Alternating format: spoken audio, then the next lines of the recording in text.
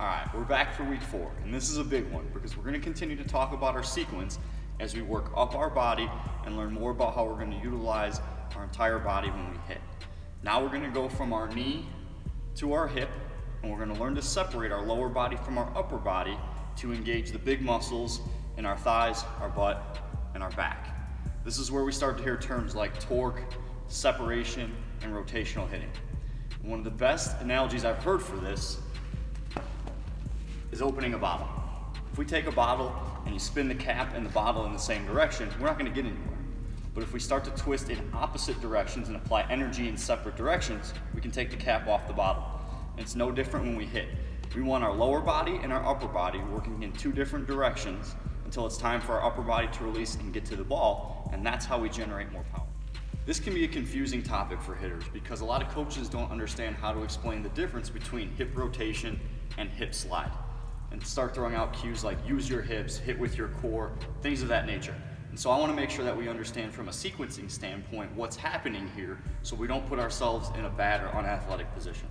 So going back to the things that we've been talking about, we're going to make sure we gather and launch. Our back knee works first, and this entire time our upper body's quiet. And that's what we mean by hitting in 2 pieces. We want to make sure that we get our back knee to engage our front hip before there's any movement above our waist.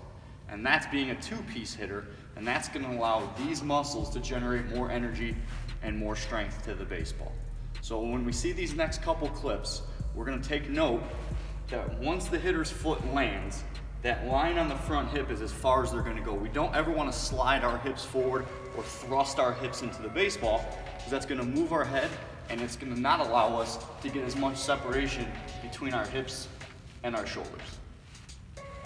When we think about generating torque or creating separation, think of our body like a rubber band. Our front hip is one side pulling against the muscles in our back, and when we stretch those muscles out and release them, we create the energy that we need to get our upper body moving to the baseball.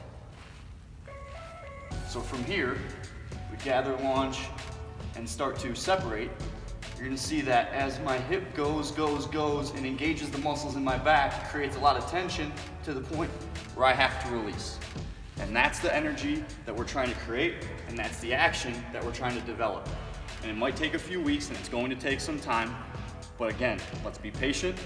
Let's make sure we understand the actions, because once we get to January, we're going to be going full speed again, and that's when things start to get really fun. In this week's first set of clips, we're going to see examples of how our lower body starts the process and our upper body stays quiet. One thing to note is that our lower half is completely engaged before our hands start to go to the ball. And although this happens quickly, it's a very important part of the process. Another way we can think about it from the front view is that we want to be able to show the pitcher the numbers on the back of our jersey and our belt buckle at the same time. The second set of clips are all examples of the position of our hips when our front foot hits the ground and where they need to stay when we make contact. It's no different than looking at it in terms of being 50-50 and staying on that center line through the finish of our swing.